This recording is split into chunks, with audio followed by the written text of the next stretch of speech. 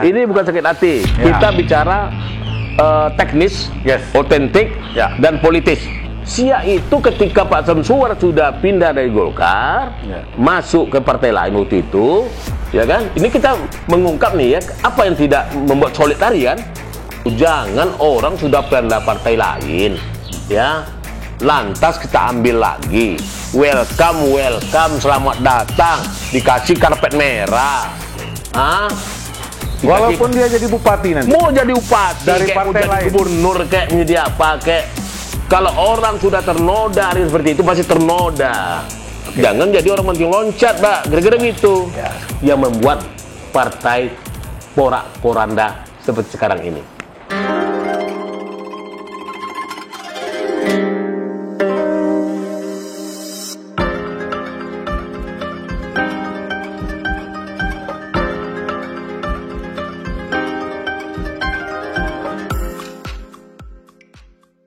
Assalamualaikum warahmatullahi wabarakatuh. Salam sejahtera buat kita semua. Jumpa lagi kita di acara Cakap Lepas. Jadi beberapa hari belakangan ini kita di Riau kan mengadakan pemilu kada. Dan pemilu kada tersebut sekarang sudah nampak hasilnya dari 9 kabupaten itu. Dan untuk membahas itu kami mengundang senior Partai Golkar, dan sampai sekarang beliau ini tetap Partai Golkar, dan kita mendapat informasi sudah hampir 32 tahun dia menjadi kader Golkar, dan walaupun tidak masuk di pengurusan tetap kalau dibuka pun darahnya tetap kuning katanya. Beliau adalah Haji Masnur. Assalamualaikum warahmatullahi wabarakatuh. Dan beliau ini saya sudah lama kenal. Kami dulu pernah sama-sama bertugas lah di gedung Dewan. Dan beliau juga pernah menjadi ketua DPD Kabupaten untuk Golkar. Kalau tidak salah hampir 2 periode Dan pernah menjadi ketua DPR juga, ya kan. Dan sangat asam garam lah dia. Apalagi khusus di Golkar ini. Assalamualaikum Pak Masnur. Waalaikumsalam warahmatullahi wabarakatuh. Jumpa lagi kita. Iya Pak Juhul. Sehat ya? Alhamdulillah, sekalipun kondisi begini ya. Ini kemana-mana kok masih pakai baju kuning juga nih? Saya ini memang dari kecil mungkin 30 tahun lalu saya ini sudah memang dikasih takdir oleh Allah untuk menjadi orang Golkar. Termasuk waktu mahasiswa di Jogja? Oh iya. Gitu masih aktif juga itu dengan kawan-kawan di Jogja, sekalipun menjadi tukang sapu lah gitu kayak tadi.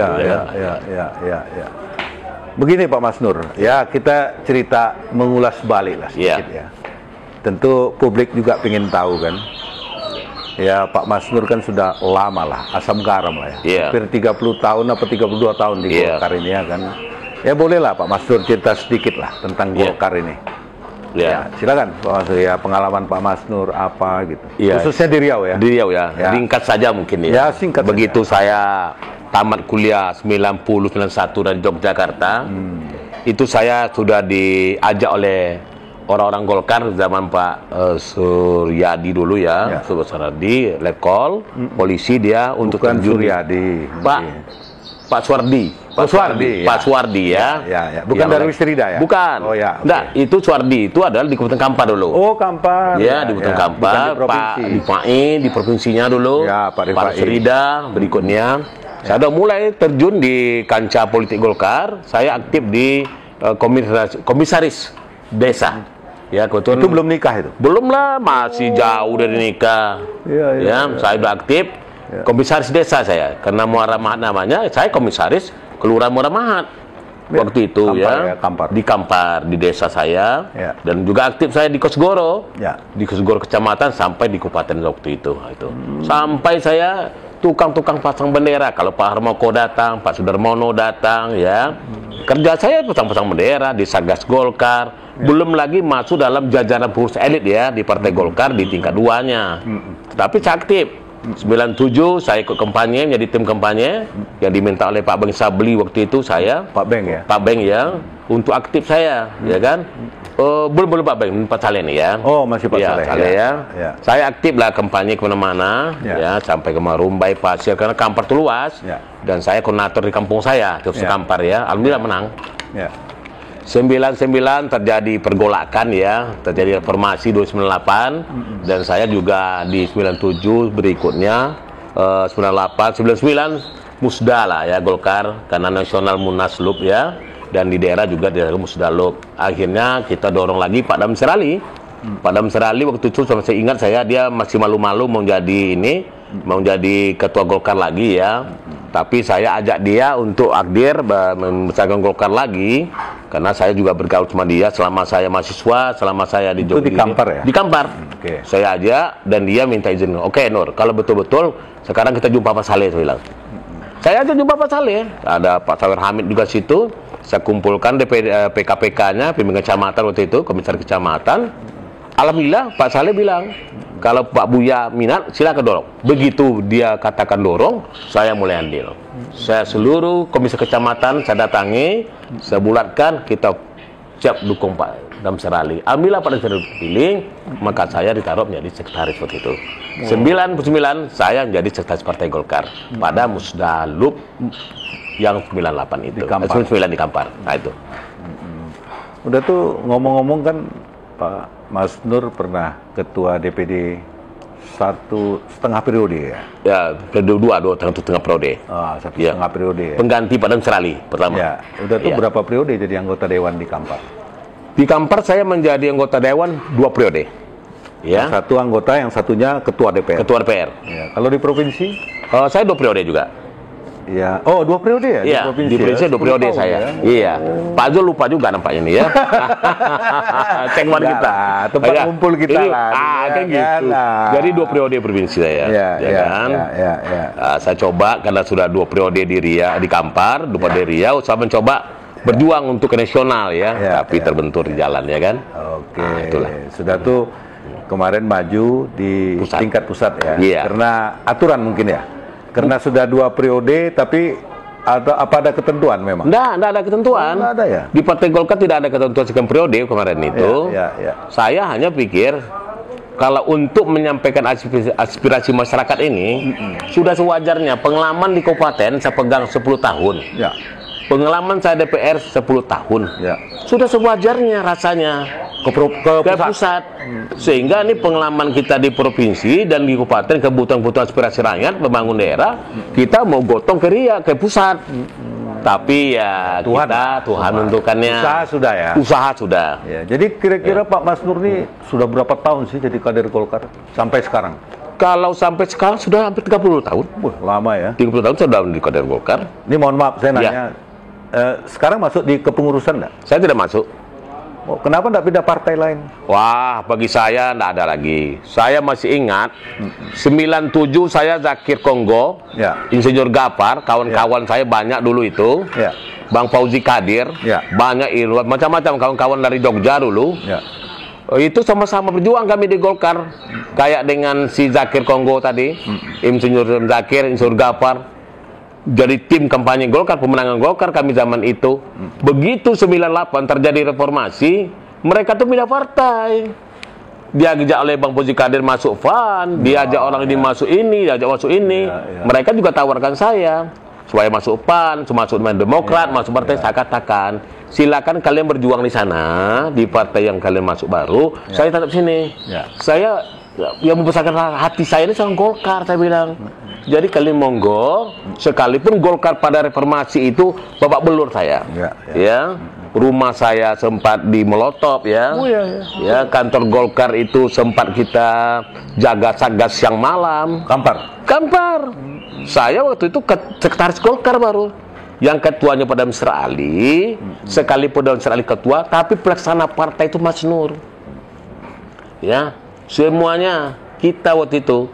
Oleh sebab itu saya katakan tadi, bertungkus lumus kita membentuk Golkar ini, orang pakai baju Golkar aja tidak mau.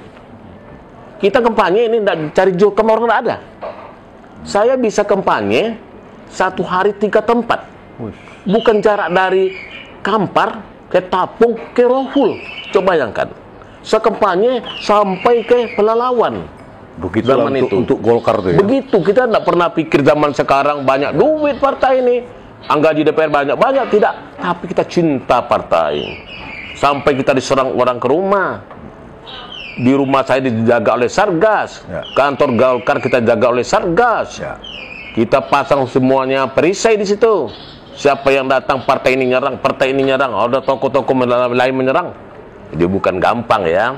Itu 98, 99 itu kita pada posisi yang kita termasuk di Provinsi Riau juga sekarang dulu ya. Kantor Golkar kita, bendera Golkar dibakar orang dan sebagainya. Di Kampar juga demikian. Sama ya. Orang pakai baju Golkar kok di tengah jalan di stop. Zaman-zaman reformasi itu ya. Buka baju itu. Begitulah kondisi zaman itu. Tapi kita Golkar. Sekalipun kita pernah ditawarkan oleh Pak siapa namanya yang mantan bupati gubernur gagal tuh, Pak Inhu dulu. Siapa tuh ya? Pak Rukyat. Bukan. Yang ketua Demokrat. Pak Tamsir Rahman. Udah deh.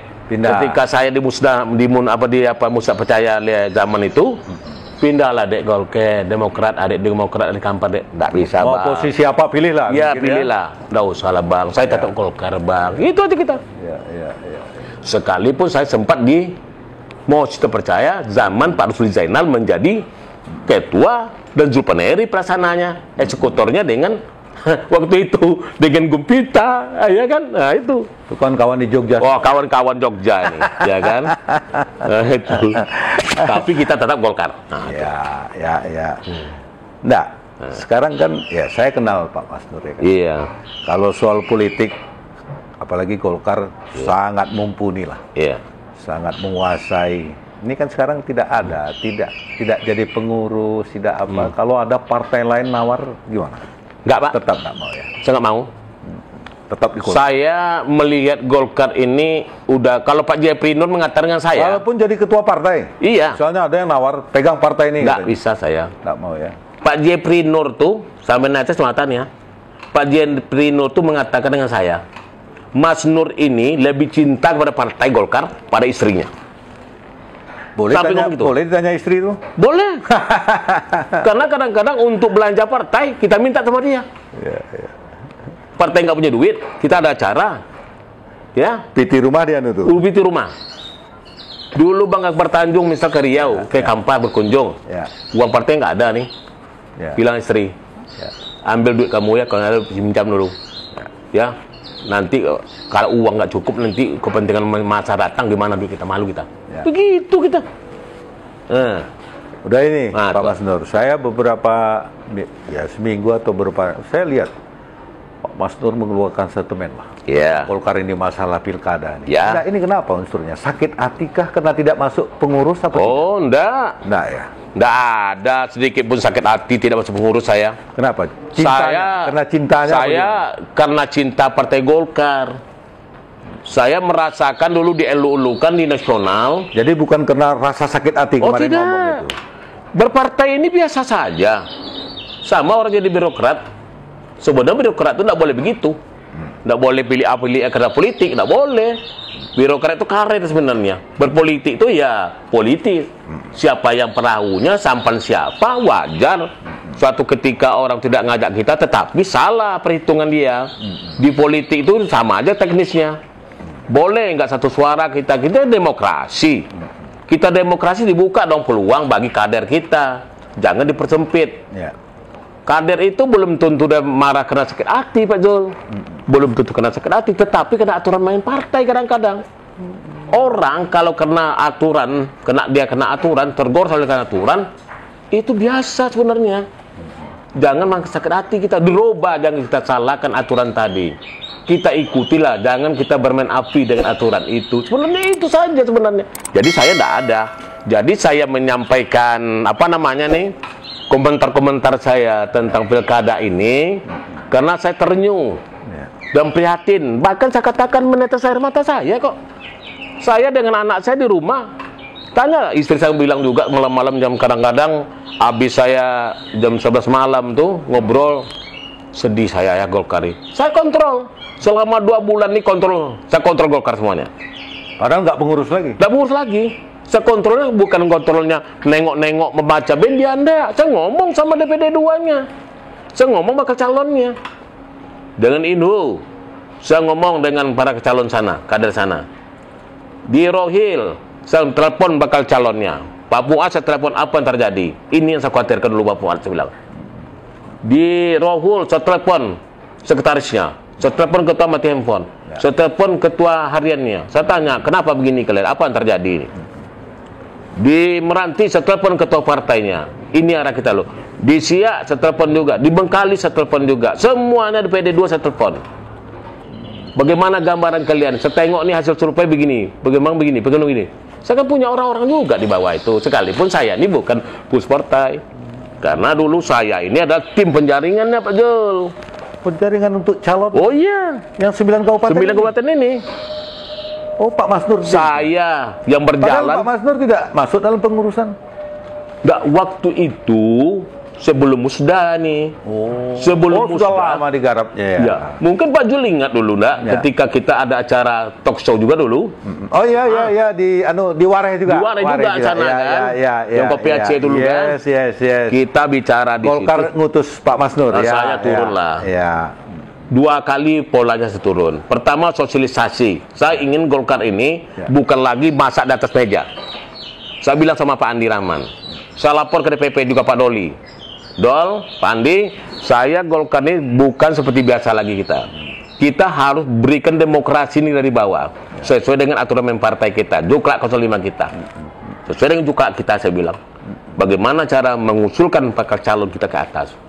Itu pertama sosialisasi dulu. Undang DPD, undang PKPK semua di sini. Setiap kecamatan, setiap kabupaten. Kedua, melakukan pleno. Pleno diperluas. Muncul nama-nama. Ada yang 10 pasang muncul, ada yang 7, ada yang 3, ada yang 4 dan 2 di per kabupaten itu. Per kabupaten tadi. Inilah kita plenokan lagi di DPD 1. Kita undang lagi, kita bicarakan lagi, kita sahkan lagi DPD 1. Semuanya kita ikut. Berarti tidak ujuk-ujuk ya? Oh, tidak ujuk-ujuk. Ya. Berarti sudah diperhitungkan secara matang ya untuk calon itu ya? Sudah. Istilahnya kapabel lah ya? Kapabel. Sangat kapabel. Sangat kapabel ya. Karena ada aturan mainnya, kita kirim 5, kirim ke pusat lagi. Ya. Dan kita saya ngantar. Dan dihadiri oleh ketua-ketua DPD 2. Ya. Mengantar langsung kami ke Pak Doli. Berarti secara aturan sudah masuk semua? Oh, sudah masuk. Sudah masuk. Saya neken kok. Andi Rahman neken situ. Jadi Pak Mas Nur akhir-akhir ini ngomong tentang Golkar. Masalah pilkada ini bukan karena barisan sakit hati. Bukan. Ya. Nah, ini kan kita banyak juga isu di luar. Dia tuh aja tuh sakit hati tidak masuk di pengurus enggak lah. Iya. Jadi niat kita ini Pak Jol bukan orang kemarin sore politik. Yes. Kalau itu saya paham lah. Sudah tuh ini Pak Mas Nur, ini kan fenomena sekarang udah nampak, ya kan? Walaupun belum diputuskan lah. Tapi udah jelas lah sekarang ini kalau kita lihat ini Golkar ini kan partai besar, ya kan? Bahkan kursi kita pun besar. Betul. Rata-rata, apalagi di provinsi, ketua DPR kita yang megang. Di kabupaten rata-rata begitu juga. Ini melihat fenomena sekarang ini kan dari 9 kabupaten. Ya, nampaknya yang baru jelaskan baru 1 lah. Ini kalau kita baca media ya, walaupun ini belum putus koalisi lah. Info pun agak 50-50. Nah ini kira-kira Pak Mas Nur lah, sebagai orang pengalaman di Golkar, pengalaman di politik, ini fenomena apa ini? Apa kira-kira yang salah nih? Gimana gitu? Padahal tadi Pak Mas Nur bilang, untuk calon sudah kapabel, sudah ikut aturan semua. Ya kan? Tidak ujuk-ujuk lah. Betul? Nah, terus di mana miss-nya? Ya kan? Jadi tapi ini bukan sakit hati ya, kita bicara bukan ya. Ini bukan sakit hati. Kita bicara teknis, otentik, dan politis. Aturan juga. Aturan hukum. Ya, aturan partai. Kalau saya melengok dari aturan main pertama kita, pola rekrutmennya sudah tepat semuanya tadi. Rekrutmen untuk calon bupati, wakil bupati. Sudah kita lalui semuanya. Nggak ada yang tertinggal ini. Udah ikut aturan lah ya? Sudah ikut aturan semuanya. Survei juga? Survei sudah. DPP juga survei. Ya kan? Dulu survei ini harusnya provinsi, tapi kita takut juga. Akhirnya Pak Diraman tutup, silakan ada DPP. DPP yang hitung semuanya. Kita nggak mau ikut campur, jangan nanti ada masuk angin sama kita. Kayak gitu. Lantas saya melihat kekalahan ini dan saya ikuti gaya Pak Zulpaneri. Pemilunya. Oh, dia ketua Bapilu. Saya ikuti. Golkar Riau. Saya ikuti. Namun demikian sebelumnya saya sudah sampaikan ada persoalan di lintas bawah, kesulitan mesin partai politik tidak bergerak, ya, kesulitan di bawah, keputusan tidak solid. Yang kedua saya lihat dia mengatakan ada ketidaksiapan para kandidat, kan itu nih. Saya menganggap itu benar. Itu benar. Kenapa saya mengatakan demikian? Tidak siap kandidat maksudnya? Ada kelompok-kelompok lah tadi ya. Ada kelompoknya kandidat yang tidak siap dengan logistik dan sebagainya. Ya, saya ikuti. Ada kata dia kepengurusan yang sudah menahun. Ada persoalan pengurusan yang menahun. Konflik di bawah, kira-kira gitu. Saya katakan ada benarnya. Saya baca di media. Ya. Saya katakan, oh benar ini. Pendapat Zulpaneri benar, PP ini. Pemilu ini saya bilang. Tidak solid. Iya. Ya kan? Tapi kembali kita katakan, saya katakan kembali, kenapa ini tidak solid? Karena konsolidasi yang di tri sukses kita itu tidak dilaksanakan dengan tuntas. Apa tri sukses Golkar? Salah satu sukses konsolidasi. Kalau di militer, kalau konsolidasi tidak kuat, roboh, kesolidan hilang. Termasuk di partai lah. Termasuk di partai, karena di partai Golkar itu sukses pertama itu adalah sukses konsolidasi. Apa sukses konsolidasi tadi? Itu yang ditekankan dalam Munas, dalam rakornas partai. Apa sebenarnya? Menyulitkan dalam konteks kepengurusan. Supaya apa? Supaya yang terjadi pecah belah di kader ini. Ini terjadi itu. Contoh, saya kan katakan tadi terjadi misalnya di Rohil, standar ganda di sana. Kader Golkar terpecah belah. Kenapa? Ini akibat buah dari hasil musda dengan putusan Mahkamah Partai. Dulu kita sebenarnya Puas itu sudah ketua DPD. Rohil. Hasil putusan Mahkamah. Hasil putusan DPD. Oh, DPD, ya. Begitu menjelang musda provinsi ini, hilang nama ini, dieliminir, bahwa dihidupkan lagi Nasruddin. Padahal Puas sudah menjadi ketua DPD, disahkan oleh DPD 1 dan sudah ikut Munas, sudah ikut Rapimnas. Ya, daerah lain? Termasuk Siak. Siak apa masalahnya? Termasuk Siak juga sama. Begitu pasca musda, musda itu berubah. Siak itu ketika Pak Samsuar sudah pindah dari Golkar, masuk ke partai lain waktu itu, beliau itu kita angkatlah PLT-nya Yuni Arianto. Ya kan? Ini kita mengungkap nih ya, apa yang tidak membuat solid tadi kan? Saya ikuti bahasanya Zulpaneri nih, PP Bapilu kita. Kenapa? Muncul lagi pelaksana tugas namanya Pak Samsuar lagi. Hilang nama Yuni Arianto, padahal Yuni sudah diangkat menjadi ketua DPD. Dia sudah ikut pemilu, sudah ikut Munas. Ini fakta nih, saya ingin luruskan ini nih. Jangan orang bilang masih sakit hati. Saya ingin hanya mengatakan ini sejarah nih ya. Sejarah. Biar Golkar ini konsisten gitu. Ya kan? Karena saya orang tua Golkar nih. Sekarang ini. Nah, jadi saya katakan itu seperti itu Pak Jul.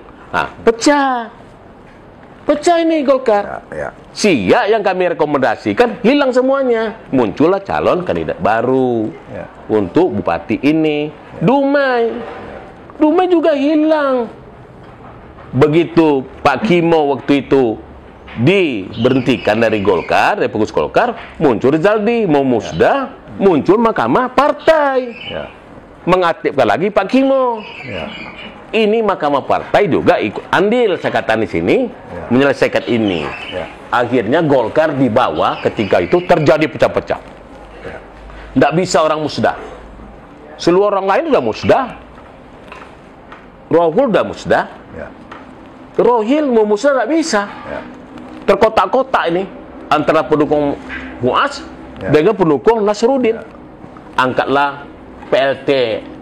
Katanya situ PLT Iksan PP-nya, ya kan? Dumai. Angkatlah musdanya Perdi. Di lain lagi Indra Gunawan, mantan ketua DPR, ya kan? Gimana tuh? Di Siak. Ini saya katakan tadi, ini fakta 3 kabupaten ini pecah, tidak bersatu. Ini saya katakan sebenarnya benar kata dia, tidak solid mesin di bawah. Betul. Solid. Itu saya dukung dia itu. Tapi oke lah, itu tidak solid, tapi tidak solid kan 3 kabupaten. Nyatanya yang menang sekarang itu cuma 1 kabupaten, Kuan. Iya, bisa kita sampaikan juga. Ya kan? Kenapa kabupaten lain solid juga kalah? Ya, ada hal.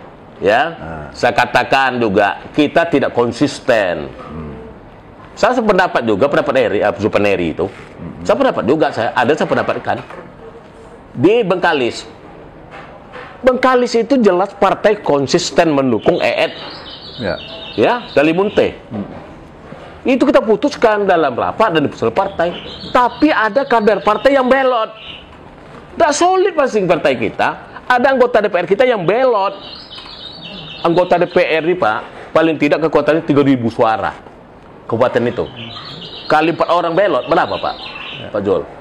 Ya kan ada aturan partai, bisa dikenakan sanksi. Itu saya katakan tadi, kita tidak konsisten, Pak. Harusnya sanksi langsung ya? Konsisten. Nah, terus daerah lain, Pak? Sama. Di Siak juga begitu, pecah belah. Saya ditelepon oleh kader-kader Golkar sana, Bang Mas Nur. Saya tidak mengurus Golkar lagi. Bang Mas Nur, kami tidak mendukung, Bang. Calon dukung Golkar, Bang. Kami orang Golkar, Bang. Jangan begitu. Tidak bisa, Bang. Kata kader-kader kita nih, kenapa kalian begitu? Kita lah hormati partai kita. Apa yang diputus oleh DPP kita? Saya bilang, kita hitam-hitam, putih-putih, itulah. Kita orang Golkar, saya bilang. Batin kami nak terima, Bang. Kami pun nak diajak-ajak, Bang. Orang ini perlu juga ini. Perlu juga dipanggil kader-kader yang sakit hati, yang pedih ini, bukan sakit hati ini. Pedih. Coba dong, pedih. Enggak, oh sudah, mereka cari pelampiasan. Dukunglah kelompok lain. Di Meranti, saya cek lagi Meranti. Apa terjadi Meranti? Yang kami angkat bukan Rauf dulu, saya rekomendasikan. Kami bicara dengan Irwan. Tokoh-tokoh, saya tanya Pak Said. Pak Said, saya tanya lagi Pak Masdar, Meranti. Pak Masdar, Pak Said ini begini, logistiknya begini, saya lihat ini. Siapa pendukung di belakang nih? Calonnya ini, pendukung Irwan. Ya, calon pendukung Irwan. Tapi kejadiannya yang diusulkan tidak itu calonnya, yang lain. 2 bulan yang lalu menjelang nyoblos, sebulan menjelang nyoblos, saya telepon lagi ketua. Kita pasrah Pak Mas Nur, Pak Ketua, saya sedih ya, karena udah tahu saya. Termasuk Pak Sebar yang menang sekarang nih, itu calon kita kemarin. Kita masukkan juga waktu itu. Kita diskusikan juga. Tapi yang waktu itu Pak Said lebih ini nggak ngarang ya Pak Mas Nur cerita, ini sejarah. Laku lah Pak Mas Nur saat itu ya. Bagaimana pula saya pelaku sejarahnya, saya yang turun kok. Saya tanya di rumah Pak Said, siapa pasang Pak Said? Kita putuskan di rapatnya, ya kan? Ini jadi maksud saya menyampaikan tadi, termasuk pelalawan. Oh, pelalawan ya. Pelalawan juga kita bicarakan, kita sondingkan waktu itu Nazar dengan Adi Sukemi. Jangan salah Pak tuh. Kami bicara. Yang menang sekarang ya? Iya. Sama Jukri ya? Jukri. Oh itu orang teman Golkar kita, tuh. Orang Golkar. Wakilnya tuh. Wakil bidang kepartaian, ketua bidang kepartaian, ketua MKGR kita. Nah, terus cerita gimana pelalawan? Ya pelalawan ini kita sondingkan waktu itu ada Sukemi dengan dia. Kalau kamu mau jadi ini. Wakilnya. Dia mau dia, tapi dia nggak mau dengan Sukemi waktu itu. Ya kan? Dia mau dengan Budi misalnya. Terakhir ya sudah, silakan aja lah. Adi Sukemi dukung, saya dengan orang lain kata dia. Itu. Jadi kita nih jangan dikira kita menyelesaikan persoalan partai ini di bawah, termasuk dengan Kuansing ini. Kuansing sendiri saya yang turun sendiri. Nggak ada yang pergi, saya sendiri turun. Untuk mensepakati antara Andi Putra dengan Suhardiman Ambi ini. Saya yang hadir, nggak ada orang beda satu hadir. Nggak salah ya? Di antara 9 kabupaten itu Inhu bagaimana? Inhu juga begitu. Ini kan belum juga nih ya kan, belum jelas juga nih ya kan siapa yang anu ya. Saya lihat Inhu kesulitan partai kurang. Menang sana itu kena Yopi Upati aja, dia punya mesin lain banyak. Kalau saya nilai, karena ada yang punya kekuatan di Inhu, dia tidak kerja untuk Inhu. Jadi kalau kita mau jujur sekarang, semua partai kita ini, kalau soal calon sudah klub semuanya. Sudah capable. Sudah capable, tidak ada. Kalau dikatakan orang calonnya tidak ujuk-ujuk lah ya. Oh, tidak ujuk-ujuk. Sudah memang betul diperhitungkan. Tidak ujuk-ujuk. Termasuk juga di Rohul itu, kita coba dulu, sondingkan dulu. Siapa di Rohul calon Golkar? Sekarang Hamulian. Nggak, yang calon kemarin ini? Iya, Hamulian dengan Topan dari PAN itu, ya kan? Memang waktu itu saya ikut lagi, karena mereka tuh nama ada masuk. Hamulian masuk, Apit Sukri kita masukkan. Sebenarnya Sukiman kita masukkan juga. Sayangnya Sukiman ketika penyerahan kembali bahan-bahannya, penyampaian visi misi, dia tidak hadir. Sehingga dari 12 yang mendaftar, akhirnya 7 kita kirim ke provinsi, bawa ke Jakarta 5 waktu itu. Apit Sukri kita masukkan. Memang ada pembicaraan waktu itu saya dengan Pak Nono, bagaimana kita mendorong ketua DPD sana ya, sekretarisnya. Oh, sekretaris ya. Oke. Kita tuh mendorong Sari Antoni, ketua DPD kita. Karena memang wilayah peta suara lebih banyak sana, tapi Sari tidak mau. Kita doronglah bagaimana anak Sari Antoni maju dengan Sukiman. Atau anak Sentoni maju dengan Apit Sukri. Itu dulu awal-awal kita ya. Tapi ketika Aziz Musda saya tidak masuk lagi di pengurus, ya kita silakan orang yang berkuasa di partai lagi memutus. Kita nengok aja, kita nonton aja lagi kan, dan mempelajari apa yang terjadi di partai kita ini, dan membuat kita sedih.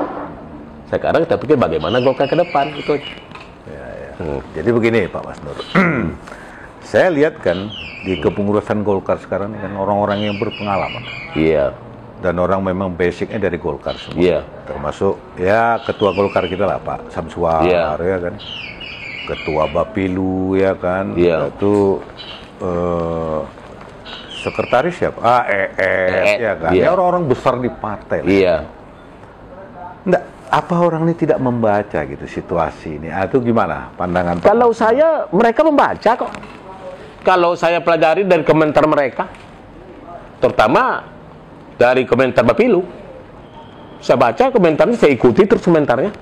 Mereka mengatakan, dia katakan, dia tahu kok bahwa kepengurusan tidak solid di bawah, terjadi konflik. Oh, tidak ngerti. Sekarang saya kasih apa dia dikit. Kalau Anda tahu, saya bilang, kenapa tidak selesaikan? Berarti Anda pembiaran, saya bilang. Ya kan?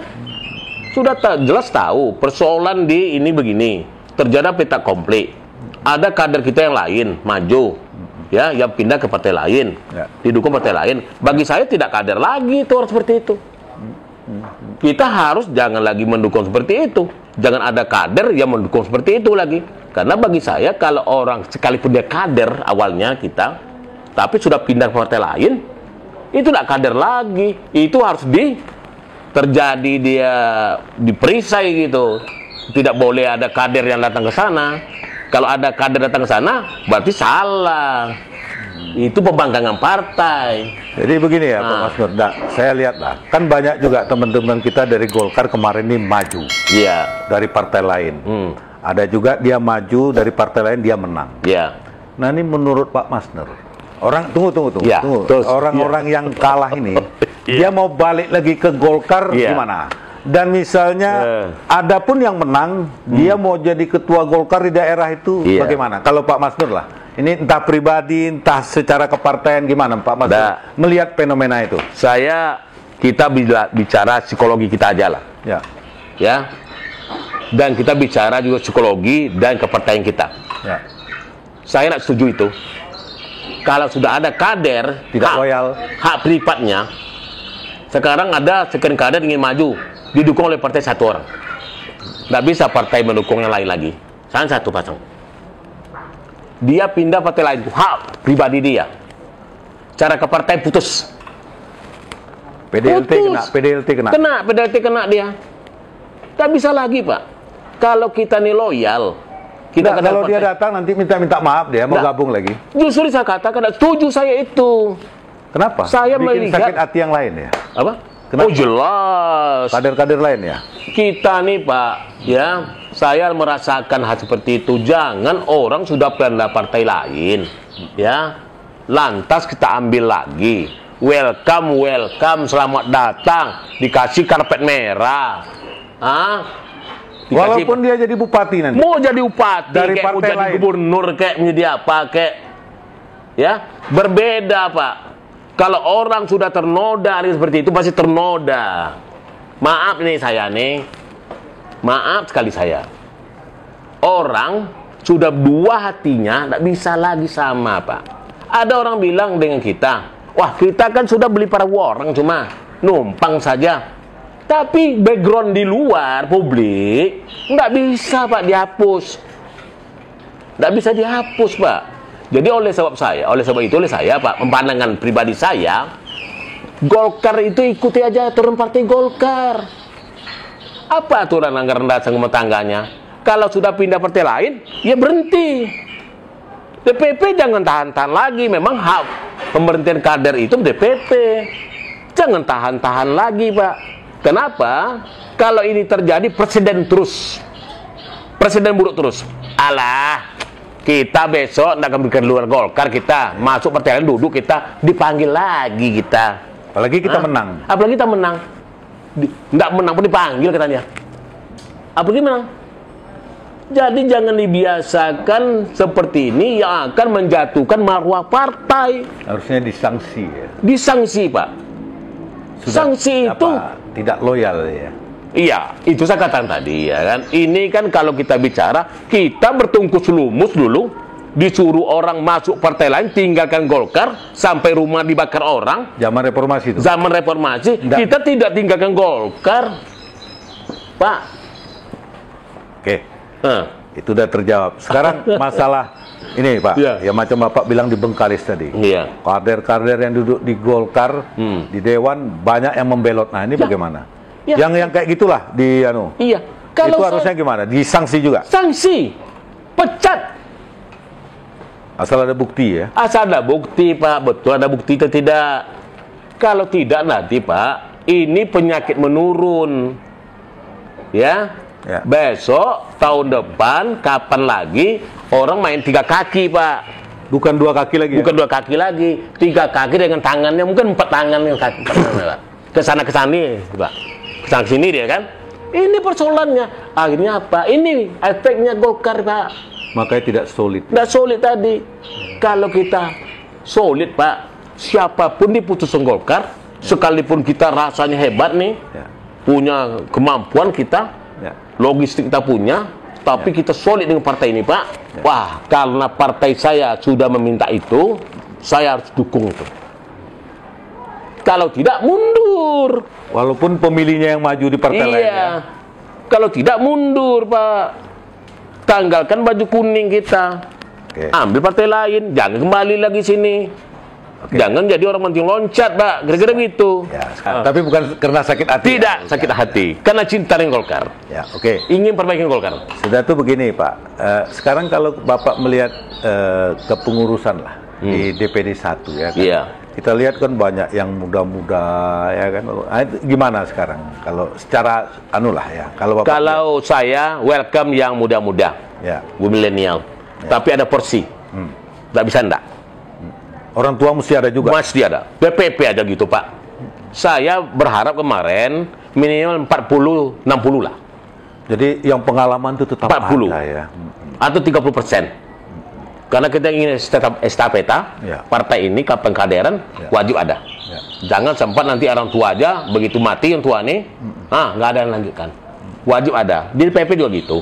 Tapi yang senior PP tetap megang jabatan tertentu Pak. Bang Kahar Muzakar itu. Membimbing lah. Iya, Bang Kahar bagaimana dia masuk Pak. Siapa lagi Pak di tengok situ? Bang Robert Kardinal masuk. Banyak pengurus DPP itu masuk Melki Nakalena masih masuk. Jadi saya lihat bisa membimbing. Bisa Pak, tapi ini di bawah tetap ada yang milenial. Jangan pula, karena ada pentingnya Pak. Saya ingat betul nih, di mana-mana saya ingat betul. Jangan, belum tentu yang muda-muda tahu dengan orang lain Pak. Betul, Pak. Saya jujur saja, kalau tahu nih peran-peran kemarin bagaimana akan memenangkan teknik-teknik pemenangan DPD 2 Bupati ini, provinsi ini bisa kerja Pak. Kalau mereka tahu, banyak kok konstituen-konstituen dengan ketokohan publik dari publiknya DPR, gubernurnya, ketua DPD kita tokoh publik, penguasa lagi Pak.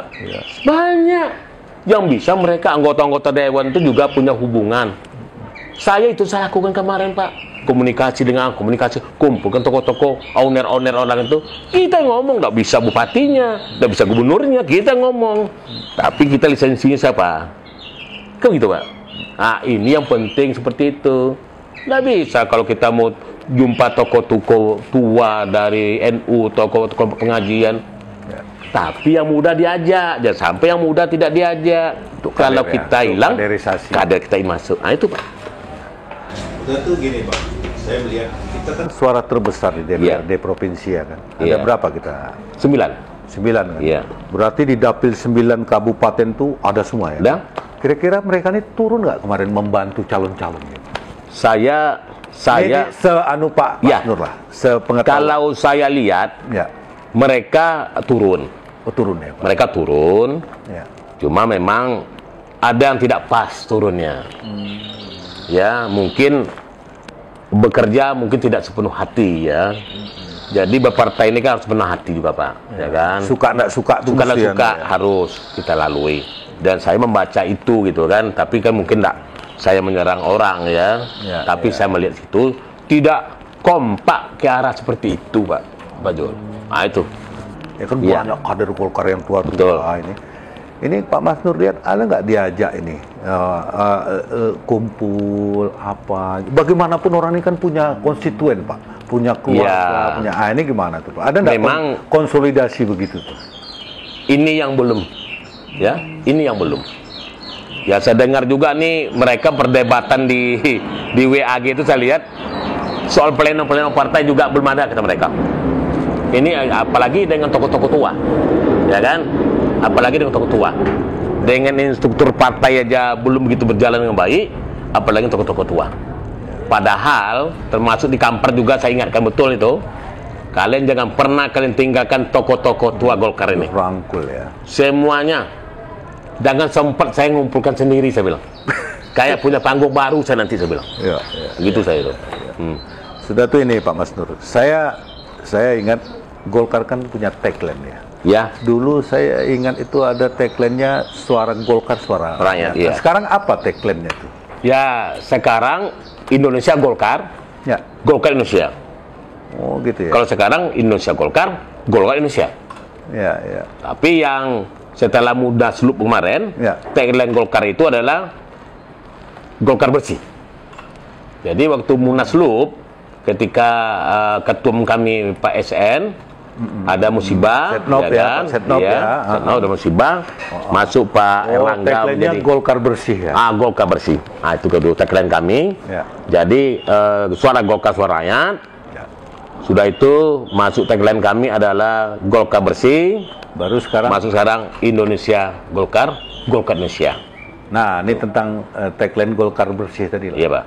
Kalau Pak Mas Nur lihat kan banyak juga kader-kader kita yang bagus-bagus sekarang nih ya lagi diperiksa, ya mantan ini mantan itu bagaimana Pak? Nggak efeknya di masyarakat lah, termasuk di tokoh-tokoh Golkar lah. Ya sebenarnya tagline kita tuh bagus. Apa yang dibuat oleh DPP dulu ketika kita Munaslup tahun 2015 itu sangat bagus. Saya sependapat. Tagline bersih. Iya, tetapi memang tagline itu bukan sesuatu yang bisa dimain-mainkan. Memang kita harus konsisten melaksanakan tagline itu. Jadi kalau sekarang Pak Jul mengatakan dengan saya ini, dengan kami ini ada petinggi Golkar, kata Pak Jul tadi, misalnya ada yang bermasalah ini, masalah hukum, yang menjadi ini. Ya kan sekarang teranu kan ada yang lagi diperiksa, ada yang lagi dianu, ya kan, sama di kejaksaan, ya kan. Ya, saya kalau melihat itu, saya kan taat azas saja saya. Praduga nggak bersalah. Iya. Ya. Kalau orang yang sedang diperiksa, ada petinggi Golkar sedang diperiksa, siapapun orang yang diperiksa, tidak saja petinggi Golkar, siapa sajalah, ya diperiksa, saya taat azas saya. Jadi ada azas praduga tak bersalah, presumption of innocence itu. Jadi kita hormati hak privat orang, hak asasi orang, ya kan? Dan kalau memang di dalam putusan pengadilan tadi ingkrah nanti tidak terbukti, ya welcome dong. Kita hormati hak asasi mereka. Tapi kalau terbukti, ya silakan, partai sudah ada aturan mainnya di anggaran dasar rumah tangga. Ada aturan main di anggaran rumah tangga, Pak Zul. Artinya harus keluar dari Partai Golkar. Jadi kita juga punya hak saja, kita bisa saja kita memberi bantuan hukum dan sebagainya karena petinggi kita. Nggak boleh juga a priori kita masyarakat terhadap itu gitu. Ini persoalan pemerintahan, persoalan politik ini banyak hal ya yang dilalui gitu. Jadi kalaupun ada sekarang yang di Pak Zul katakan tadi mantan ini mantan itu, ya saya katakan kita hormat saja itu. Dan kedua, tagline masyarakat akan menilai. Kalau terjadi itu bagaimana? Golkar bersih tadi ya. Golkar bersih itu saja. Tergantung kepada pimpinannya, karena kan pengurusan itu ditentukan oleh permatur dan ketua permaturnya ketua terpilih. Ketua terpilih lah yang bisa memahami psikologi, ya, culture orang kita. Kalau begini orangnya bagaimana? Kayak gaya Mas Nur ngomong. Kalau saya ngomong begini, orang bilang Mas Nur emosional. Padahal Mas Nur inilah mesranya, ya kan? Inilah. Kalau diam dia malah marah tuh ya, malah marah. Tapi di mana saja lah, mungkin di DPR, di mana saja, di masyarakat, pidato mana saja. Beginilah gaya saya. Nggak bisa dihindarkan, Pak Zul. Nah, cuma ini oleh sebab itu saya katakan tadi, ini seorang pimpinan itu, leadership itu, apalagi di jabatan politik seperti ini. Berbeda loh Pak Zul, jabatan eksekutif berbeda jabatan politik di partai, ya. Eksekutif yang dibinanya ini, yang di politik ini, di partai ini. Jadi memang lebih berat di partai. Berat lah di partai mencari uangnya, memikirkan uang, memikirkan acara, menangkan menang. Kalau eksekutif uang sudah ada. Di partai berapa uangnya? Potong-potong anggota dewan cuma. Sumbangan pembinaan sekian 1.000 mungkin satu suara sekarang kan? Oke Pak Mas Nur. Iya. Kayaknya kita sudah membuka semua. Ya. Apa lagi? Ya, tentang masalah pilkada kita nih lah, 9 kabupaten ini. Kira-kira Pak Mas Nur, apa sih kesimpulan Pak Mas Nur dari kekalahan Golkar ini? Kesimpulan lah. Kesimpulan saya, pertama, kita harus melakukan evaluasi bebas, terbuka. Dan Golkar harus terbuka terhadap itu. Golkar juga harus terbuka terhadap masukan-masukan dari para kader. Sekalipun kader sekarang tidak berada dalam sistem, itu perlu dibuka. Yang kedua, dari kejadian sekarang ini, penting seorang pimpinan itu mengerti dengan isi partai itu sendiri. Jadi kalau menjadi pimpinan itu tidak bisa hanya tahu kulit saja di partai ini, tetapi dia harus tahu isi dari kepentingan partai ini dan kemana partai ini harus dibawa, bagaimana kepentingan partai ini, kenapa harus partai ini menang, kenapa target tercapai, dan bagaimana target itu tercapai. Kalau kita runut dari cerita kita tadi, pertama, memang sepakati dulu kebersamaan kita, konsolidasi partai itu Pak Jul, wajib, karena sukses berikutnya adalah sukses pilkada, sukses pileg. Jangan salah tuh. Jadi ada 3 sukses nanti nih. Salah satu lagi sukses pilkada dan sukses pileg. Pemilu iya. 2024. Iya. Ini sukses seperti itu. Jadi oleh sebab itu konsolidasi tiang pokoknya. Kalau kita sudah tidak berbeda pendapat dalam perpecahan, tidak terjadi faksi-faksi, kelompok-kelompok dan friksi-friksi, insya Allah perbedaan wajib ada. Kalau tidak ada perbedaan, tidak ada dinamika. Wajib ada, ya. Tetapi jangan dinamika ini, perbedaan ini menimbulkan friksi-friksi atau faksi-faksi di partai ini yang membuat partai porak-poranda seperti sekarang ini. Yang mau saya, pimpinan partai lakukan konsolidasi. Ini mau Bapak apa mau Golkar? Enggak, ini kepentingan untuk Golkar. Kepentingan untuk Golkar. Lakukan konsolidasi dan evaluasi. Apa yang kita lakukan, kesalahan kita menyebabkan kita kalah. Apakah tadi hal ini tidak pernah dengan aturan partai? Dia betul ya. Dia analisa betul. Nah, ini pentingnya seorang pimpinan tadi. Putuskan itu, rapatkan.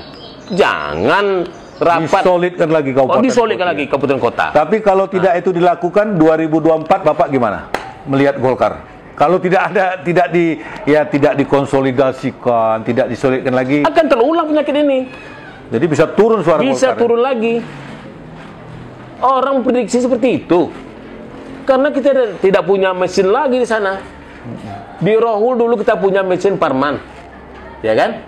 Kita punya mesin Parman di sana dulu. Masih terbantu kita. Kemarin Parman tidak masalah, tidak ada. Masuk orang lain. Ya? Terkucar-kacir kita kan, Pak. Ya. Masuk kita di Rohil. Ya. Dulu kita 2 kursi sana, Pak. Tidak ada orang Golkar sana. Berarti tinggal 1 kursi. Di daerah Siak Pelawan, daerah Dumai. Ya. Untung ada Ed mendorong dapat 2 kursi kita. Ed dengan Ucok. Di Siak dapat kita kursi. Pelalawan dengan Siak Pelawan dapat kita 1 kursi.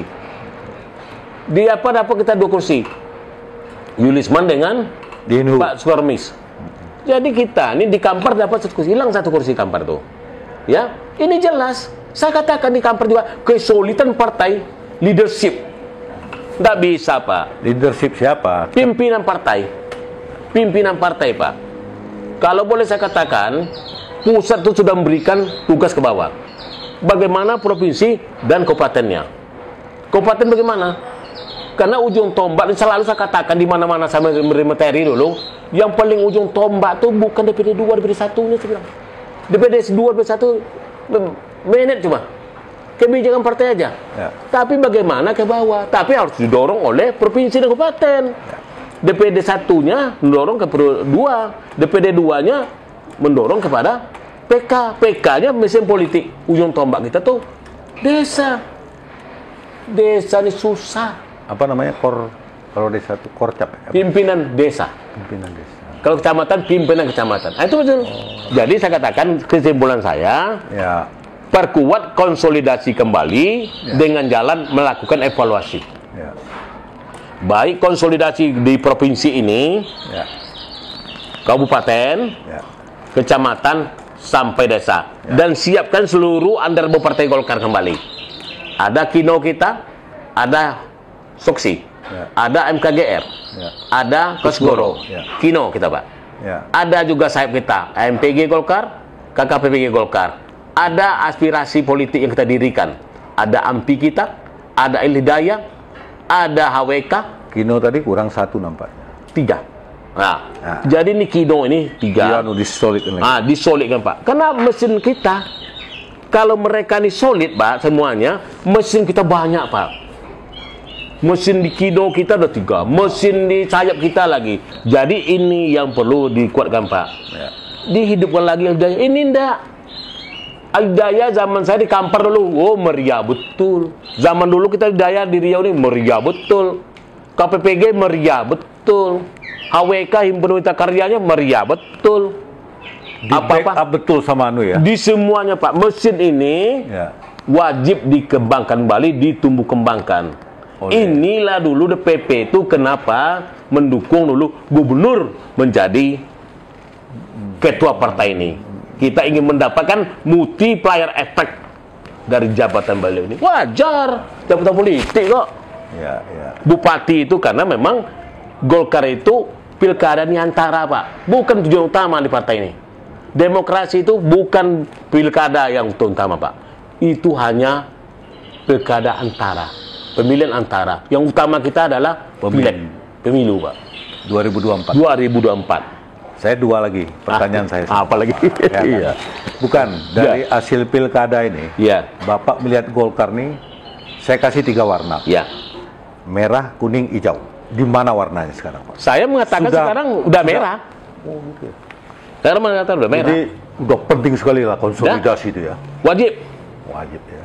Jadi kalau sekarang ketua pimpinan seluruh daerah, biar besok pileg besok 2024 ini kita bisa bangkit, memang disolidkan partai ini dulu semuanya.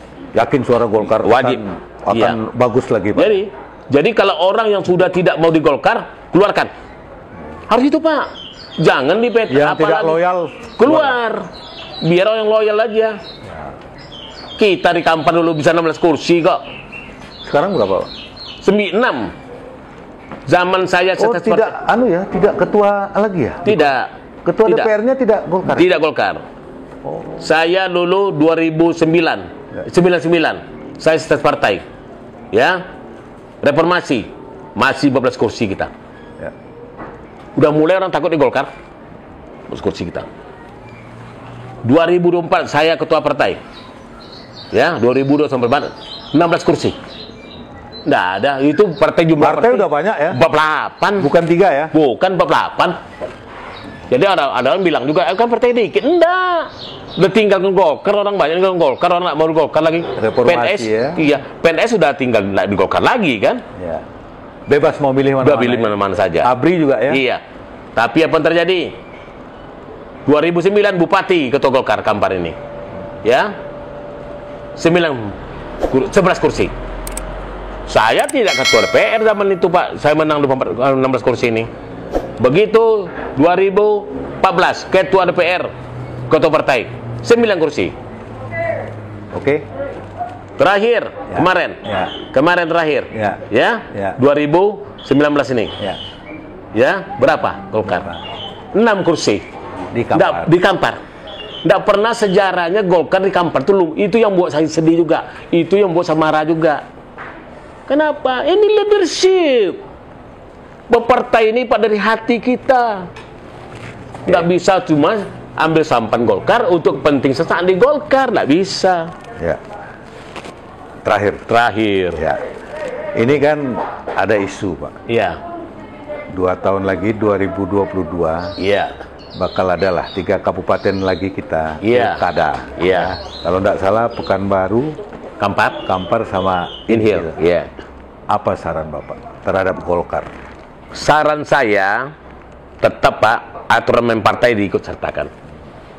Kita solid dengan itu, Pak. Untuk calon ya? Untuk calon nih, itu aturan rekrutmennya harus seperti itu. Yang kedua, wajib solid. Kalau ada partai yang belot, buang. Karena ini bawa partai ke depan. Nggak bisa, Pak. Jadi saya katakan, konsolidasi diperkuat. Siapa sekarang mau maju, silakan, monggo. Mau kader kita, monggo. Ya kan? Tapi yang kita utamakan kader. Sesuai juga yang keinginan daripada Pak Ketum kita. Bagaimanapun Ketum mengatakan, Pak Erlangga mengatakan, dia lebih aware dia, lebih mendukung dia, sekalipun survei tidak terlalu bagus, tapi itu kader yang loyal. Itu yang penting, Pak. Karena kita kalah di rumah sendiri biasa, Pak. Jangan salah. Tapi kita kalah di rumah kita oleh orang kita, itu sakit hati kita. Oke, ada yang mau disampaikan? Jadi saya sampaikan kepada seluruh kader Partai Golkar yang berada di Indonesia ini, khususnya Riau, saya berharap dengan kemenangan Golkar nasional sekarang di atas 60% ini, kita bangga dengan ketum kita. Cuma kita ternyuh dengan kondisi di Riau ini, yang kita kalau saya hitung dari 9 kabupaten kota, hanya 2 yang menang, sekalipun yang 1 sekarang dalam kondisi kita anggap 2 lah, hanya 22%. 22% ini berarti target ketum nasional. Oh, ada target ya? Iya. Karena target dari ketum nasional dari Munas 9 itu berapa? Seharusnya 5. Oh, 5 dipegang. 5. Ya. 60%. Oh, ya. Ada target. Kalau 5 kita kan berarti 60%. 5 kabupaten lah ya. 5 kabupaten. Harus Golkar yang menang. Harus Golkar. Tapi sekarang kita dapat 2%. 22%. Jadi kalau kita ingin ke depan, enggak apa-apa. Ya. Ini sebagai momentum bagi kita untuk menyatukan suara-suara kita yang terpecah, pendapat-pendapat kita yang terpecah, yang posisi-posisi kita yang terperiksi-periksi, kelompok-kelompok di Partai Golkar yang saya katakan tidak harus ada kelompok-kelompok, Tapi bagaimana kembali menyatu, tentu dengan harapan kita, bagaimana pimpinan DPD 1 kita, pimpinan DPD 2 bisa kembali merajut kembali kawan-kawan ini yang merasa sudah ditinggalkan selama ini atau terpecah belah selama ini, termasuk yang oleh membelot, kompetisi-friksi. Nah, yang membelot. Tetapi terhadap yang sudah keluar dari partai, saya tidak katakan mereka pembelot. Mereka yang keluar calon lain, mereka yang sudah keluar dari partai lain, itu bagi partai untuk menjaga marwah partai. Karena sekalipun mereka masuk di Partai Golkar nanti misalnya, mereka tetap di luar bicara orang, bukan karena Partai Golkar menangnya, tapi menangnya oleh partai lain, dan dia dikatakan orang partai lain lah pemenangnya. Oleh sebab itu, bagi kader-kader seperti itu, saya harapkan kepada pimpinan tidak usah lagi kita welcome kepada mereka, kita panggil lagi untuk menjaga kesolidan kita, yang sekarang kita juga perlu menjaga kesolidan untuk kepentingan partai kita lebih besar. Demikian. Oke, baik pemirsa, ya rasanya kita ya membahas lah ya kan, ini wajar-wajar sajalah cakap lepas ini, karena kita melihat fenomena ini kan selama periode ini kan Riau ini kan lumbung Golkar, jadi kita ya agak terenyuh juga ya kan dengan hasil pilkada ini. Jadi kita tidak ada sedikit pun ingin memburuk-burukkan partai atau anu ya kan. Ini mungkin Pak Masnur kena kecintaan beliau ya kan, dia bercerita begini, dan kita doakan semoga Partai Golkar tetap jaya, ya kan, tetap solid, tetap loyal. Baik, terima kasih. Wassalamualaikum warahmatullahi wabarakatuh. Waalaikumsalam warahmatullahi wabarakatuh.